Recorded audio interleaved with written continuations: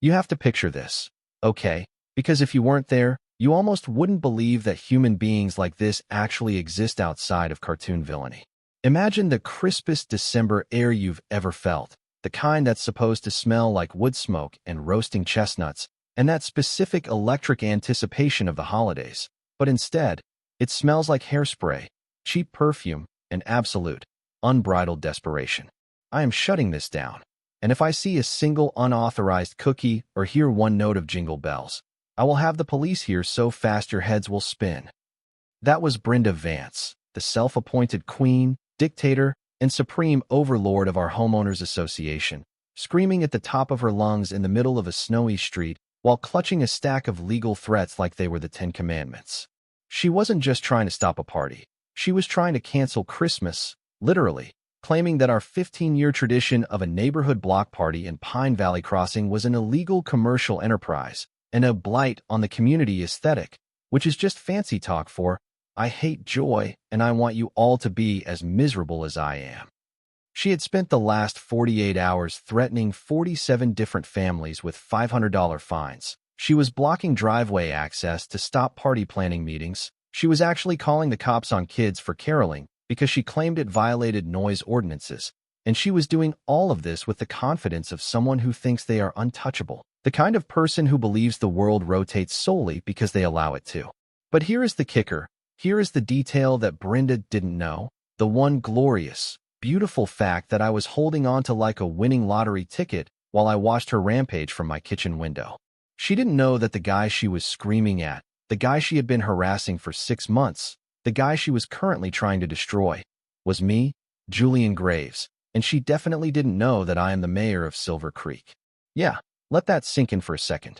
3 days before she went nuclear on Christmas, I'm sitting there drinking my morning roast, wearing my dad pajamas, reading my official mayoral emails, and I see another one, flagged as urgent, demanding an immediate investigation into criminal syndicates and property value terrorism in Pine Valley Crossing. The signature? Brenda Vance, HOA president. The address she's complaining about? My street. The criminal she wants investigated? Me. I almost choked on my coffee because for half a year, this woman has been filing formal, hysterical complaints with my office, begging the mayor to investigate her neighbors, having absolutely zero clue that she is tattling on me, directly to me. See, here's the backstory you need to understand the level of insanity we are dealing with. I've been the mayor of Silver Creek, a town of about 12,000 people, for a year and a half now, after spending years as a city planning attorney. But when my wife Elena and I moved here 2 years ago with our twin girls, Lily and Rose, we wanted normalcy. We wanted to just be Julian and Elena from down the street, not the mayor and first lady. So we kept my job quiet, strategic anonymity, because when you're in politics, sometimes you just want to come home and mow your lawn without someone asking you about zoning permits. Then Brenda happened. Picture a woman who treats a suburban neighborhood like it's a maximum security prison and she's the warden, a woman who retired from some soul-sucking bureaucratic nightmare job and decided to treat our subdivision like her personal ant farm to burn with a magnifying glass. Her reign of terror started small, which is how tyrants always operate, right? It's the boiling frog effect. First it was basketball hoops that were aesthetic violations. Then it was kids' sidewalk chalk being classified as graffiti vandalism. Then it was garden gnomes, and suddenly every citation came with a $200 fine and a threat that felt less like a neighborhood rule enforcement and more like a mob shakedown. People were terrified, genuinely terrified. Elderly neighbors stopped putting up lights. Parents kept their kids inside. The Miller family, led by Sergeant Miller, a combat veteran, was actually considering selling their house because Brenda cited his American flag for improper display angles. But the Christmas party, that was her Everest. That was the hill she decided to die on. For a decade and a half, the Hendersons, that's Ben and Judy, the sweetest couple you'll ever meet, have hosted this backyard bash on December 23rd, a place where kids sing, people share food, and the older folks who live alone finally get some human connection. It's pure Americana. It's the stuff movies are made of. And Brenda decided it had to die because Judy Henderson sells cookies to raise money for her grandson's soccer team, which Brenda twisted into unauthorized commercial activity in a residential zone. So, 3 nights ago, we're all huddled in Ben Henderson's garage, 47 families, freezing our butts off, smelling sawdust and gasoline, passing around these threatening letters Brenda sent, and the air was just heavy with this metallic taste of fear. Mrs. Higgins, a retired schoolteacher who is tough as nails but was shaking like a leaf, told us she was facing a $500 fine because her wreath was too large, and a young mom was crying in the corner because Brenda threatened to call Child Protective Services claiming her kids' toys in the yard were a safety hazard. Listening to this, watching my neighbors break down, I felt this rage burning in my chest, hot and sharp, because this wasn't about rules, this was about cruelty. This was about a sad, lonely woman trying to break a community because she couldn't control it. But standing there in the dim light of that garage, I realized she had made a fatal miscalculation because every single insane complaint she had filed for 6 months had landed on my desk at City Hall. She was building a prosecution file against herself, one paranoid email at a time. I decided right then and there, Julian the neighbor gathers intel, but Julian the mayor prepares the trap, and I swore to myself that the Christmas party was going to happen even if I had to call on the National Guard. The next morning, Brenda dropped the hammer, sending certified letters to every single mailbox, 47 of them, threatening legal action, property liens, and daily fines if anyone dared to show up at the Hendersons. And the best part, the absolute cherry on top of this insanity Sunday, was that she claimed to have direct lines to high-ranking city officials who would personally enforce her will. She was threatening my neighbors with my own authority, fully unaware that I was the one she was invoking. That night, Elena found me at the kitchen table, buried in paperwork while her famous chili simmered on the stove, and I was digging into Brenda's legal standing, searching for a crack in the armor, and oh boy, did I find a canyon. I remembered from my law days that these HOA boards usually run on autopilot, assuming their paperwork is immortal, but business licenses expire, folks. And if you don't renew them, you aren't an authority, you're just a person with a delusional complex. Turns out, the Pine Valley Crossing HOA hadn't renewed its state business license in over 2 years, meaning every fine, every threat, every piece of paper Brenda had signed was legally worthless, basically expensive toilet paper. I didn't reveal myself yet. Oh no, that would be too easy. Instead, I went full vigilante, putting on a hoodie at 2 a.m., printing out the state statutes about expired licenses, highlighting the relevant text, and slipping copies into every mailbox in the neighborhood, a phantom lawyer delivering hope in the dead of night. The next day, the irony hit Brenda like a freight train, because at the exact moment my neighbors were reading that she had no power, a formal notice of investigation from the state attorney general arrived at her door, a complaint I had filed anonymously days before. I watched from my window as she signed for it, seeing the color drain from her face, watching her frantically dial her lawyer, realizing her house of cards was wobbling. But instead of backing down, she doubled down, calling an emergency board meeting, which was really just a panic response. But the neighborhood was changing. You could feel it. The fear was evaporating and being replaced by this steely resolve. Mrs. Higgins turned her living room into a legal war room. Sergeant Miller organized the veterans into documentation teams, and suddenly, Brenda wasn't facing victims anymore. She was facing a battalion. And then, my daughter Lily came home from school and asked me, "Daddy, why is Christmas scary this year?" And that question, asked in that innocent little voice, hit me like a sledgehammer to the ribs. No kid should be afraid of Christmas in their own front yard. Brenda responded to the pressure by going completely off the deep end, hiring a real attorney using HOA funds without approval, installing security cameras pointed directly at the Hendersons' house, and escalating her harassment to a level that wasn't just annoying, it was criminal. She was watching us, literally documenting our movements with binoculars like we were a crime family. And on Friday morning, I got another email in my mayoral inbox demanding I investigate an illegal conspiracy against lawful authority, asking me to investigate my own neighbors for the crime of reading the law. She was begging me to prosecute the resistance she had created. Game on, Brenda. Things went from suburban dispute to economic warfare. On Monday morning, when Brenda sent out a demand for a $300 emergency assessment fee from every household to cover her legal defense fund, essentially forcing us to pay for her to sue us. But then she got nasty, truly evil. Elena woke me up in the middle of the night, panicked, saying the streetlights were out and the mailbox cluster was locked, and sure enough, Brenda had cut the power to the common areas and put her own padlocks on the mailboxes, forcing elderly people to walk blocks to the post office just to get their heart medication. I went into my office at City Hall the next morning, fueled by rage and bad coffee, and I started pulling the municipal records for Pine Valley Crossing, and something didn't add up. Brenda's financial breakdown claimed the HOA fees paid for snow removal, streetlights, and road maintenance, but I was looking at the city contracts that clearly stated Silver Creek, the city I run, provides all those services for free under our tax agreement. She had been double billing the neighborhood for years, collecting $50 a month per house for services the city was already doing, pocketing roughly $15,000 over 2 years, and that's when I knew this wasn't just incompetence. This was embezzlement. This was felony fraud. I made 2 calls, one to an anonymous tip line at Channel 4 News, and one to the city records department to pull every single invoice involving our subdivision.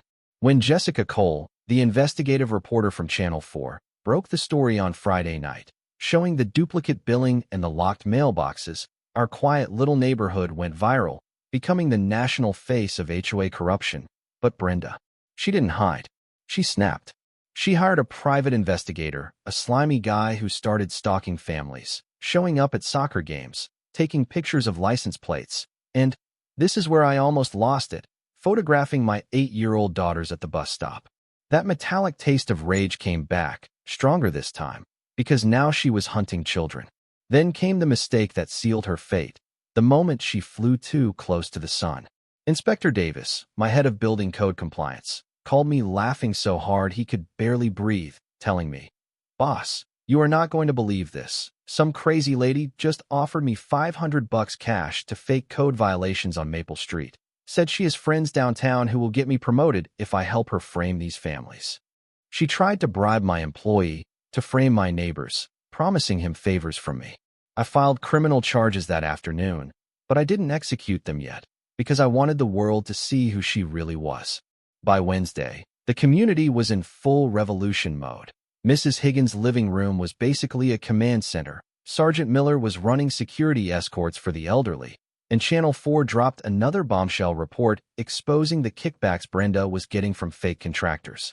On Friday, Brenda launched her inspections, sending crews to invade our properties while people were at work, issuing citations for cracked driveways and faded paint, weaponizing the city's inspection system to flood my department with 47 fraudulent complaints in one day. Inspector Davis told me his team was drowning in fake emergencies, checking electrical hazards that turned out to be Christmas lights, and I realized Brenda was now attacking the city's infrastructure itself, committing administrative obstruction, which is a crime, but doing it systematically, which makes it a felony. Then, the paranoia reached its peak. She demanded an emergency hearing at City Council to present evidence of a criminal conspiracy, and I sat there, stone-faced in my mayor's chair, while she stood at the podium and presented a 45-minute PowerPoint presentation about the criminals in Pine Valley Crossing, showing surveillance photos of my neighbors, my house, and my children. She looked me dead in the eye and said, "Mr. Mayor, I have filed detailed reports, and I know you have the evidence to prosecute these people." And it took every ounce of self-control I had not to start laughing like a maniac, because the irony was so thick you could cut it with a knife. She was handing me the evidence of her own stalking charges, thinking she was the hero of the story. After the meeting, I coordinated with the city attorney for federal charges because surveillance of minors crosses state lines into federal territory. But Brenda wasn't done. She went to the media, telling Jessica Cole that city officials were compromised by the neighborhood mafia. She was attacking my reputation to the press. Unaware she was talking to the press about the mayor, she was asking for help. By Saturday, she had filed a formal request for an FBI investigation into the organized crime ring masquerading as a holiday party, asking federal agents to raid a cookie exchange. That was it. The bridge was burned. The Rubicon was crossed. Mrs. Higgins found the smoking gun in her late husband's files that night. The original 1987 charter proving Brenda needed 75% resident approval for any fines, meaning every single thing she'd done for 6 years was illegal. But worse, We found bank documents showing Brenda had secretly mortgaged the community playground and clubhouse to fund her legal war, $47,000 of debt we didn't know about, creating a scenario where she would bankrupt the HOA, let the bank foreclose, and then buy the common land herself. She was trying to steal the neighborhood. I sat Elena down that night and told her everything. The fraud, the bribery, the mortgage scheme, and she just looked at me with this terrifying calm and asked, "When do you end this?" I told her, December 23rd. The party. We end it live, in front of the cameras, in front of everyone. I walked into City Hall on Monday with a plan that was more theatrical than legal, but absolutely necessary. I needed dissolution papers, state fraud charges, and federal civil rights warrants, all timed to be executed at 4 p.m. on Christmas Eve. We coordinated with the FBI Financial Crimes Unit, the IRS, and the Postal Inspector, setting up a sting operation that would make Hollywood jealous, turning the Hendersons' backyard into a trap baited with tinsel and justice. Brenda thought she was going to shut down a party. She had no idea she was RSVPing to her own arrest. This was it, the finale. We treated the setup like a military operation, with Sergeant Miller positioning lookouts and Mrs. Higgins managing the documentation teams, while I stood in my home office practicing my reveal in the mirror like a drama student. "Ma'am, I am the mayor," trying to get the intonation just right. On the morning of the party, Brenda tried one last desperate Hail Mary, calling Inspector Davis again and offering him $1,000 cash to condemn the Hendersons' house for structural failure before the party started, and bless his heart, Inspector Davis recorded the whole thing. Audio, video, timestamps, capturing a felony bribery and a confession to conspiracy on tape. She then started calling people's bosses, telling HR departments that their employees were involved in domestic terrorism, trying to get people fired on Christmas Eve, which is a level of villainy that I didn't think existed outside of Dickens novels. She even hired another PI to follow me, the mayor, which meant she had a guy tailing me from City Hall to my lunch meetings, unknowingly documenting the movements of the man she was begging to investigate himself. At 2 p.m., she set up a checkpoint at the entrance of the subdivision, screaming at delivery trucks, blocking the catering, and waving homemade signs about property value terrorism, eventually flagging down the Channel 4 news van to brag about how the FBI was coming to arrest us all. "Justice is being served at last," she told the reporter, looking like a banshee in designer boots. "When this is over, decent families will be safe again." She was literally celebrating the arrival of the federal agents who were there to handcuff her. By 4 p.m., the sun was setting, casting this golden winter glow over the lights we had strung up in the Hendersons' backyard, and despite the terror, 200 people showed up, neighbors, friends, supporters from all over the city who had seen the news. And then, Brenda stormed in. She marched into the backyard with a megaphone, screaming, "Attention criminals! This illegal gathering ends now. I demand immediate arrests." The music stopped. The crowd parted. The police officers I had invited, who were in on the plan, stood there calmly while she waved her expired documents around. "Where is the mayor?" she shrieked, her voice cracking. "I demand the mayor come here and arrest these people. I have influence. I control this town." And that was my cue. I walked out of the crowd, wearing jeans and a sweater, just Julian the neighbor, and I stepped into the open space between her and the stunned families. "Ma'am," I said, my voice calm, "I'm Julian Graves, and I'm exactly who you want to speak to." She sneered at me. "I don't want to speak to you. I demanded the mayor." I took a breath, looked her in the eye, and dropped the bomb. "Ma'am, I am the mayor." The silence was absolute. You could hear the wind in the trees. She blinked, confused. "You're lying." I pulled out my badge and my ID. "I am Mayor Graves of Silver Creek. For 6 months, you have been filing complaints with my office, asking me to investigate myself for protecting my neighbors from you." Her megaphone hit the ground with a thud. "Every letter you sent was mail fraud. Every fine you issued was extortion. You have been bribing my employees, mortgaging community property, and terrorizing the families I swore to protect." The color drained from her face so fast, she looked like a ghost. "This is impossible," she whispered. "I have connections." "No," I said. "You have bullying with paperwork. Real authority protects people." Then, the city attorney stepped forward with the dissolution papers, and the FBI agents moved in. "Brenda Vance, you are under arrest for mail fraud, bribery, and federal civil rights violations. As they clicked the handcuffs on her, the crowd didn't cheer immediately. There was just this collective exhale, this massive weight lifting off 47 families at once. And then, as they led her away past the Christmas tree she tried to ban, the applause started. Not for me, but for the end of the nightmare. Brenda pleaded guilty to avoid a trial, getting 2 years of probation, massive restitution payments that forced her to sell her house, and she moved 3 states away to become a cautionary tale in property law textbooks. We formed a new association, voluntary and democratic. Property values went up 15%, and Pine Valley Crossing became famous not for the corruption, but for the way we fought back. Walking through the neighborhood 6 months later, seeing kids riding bikes without fear, seeing Sergeant Miller flying his flag, seeing Mrs. Higgins hosting coffee on her porch, I realized that justice isn't just about punishing the bad guys. It's about protecting the peace of the good guys. But it makes you think, doesn't it? We rely on these little fiefdoms of power, these HOAs and petty bureaucracies, assuming that the people in charge are sane, or at least legal. But how many Brendas are out there right now, ruling their little kingdoms with fear because nobody has checked the paperwork in 30 years? And more importantly, when a bully pushes you, do you keep your head down to survive, or do you build a trap and watch them walk right into it? Because let me tell you, there is nothing, absolutely nothing, sweeter than the look on a tyrant's face when they realize they've been picking a fight with the boss. Don't forget to hit that like button if you hate HOAs, and stay safe out there. Peace.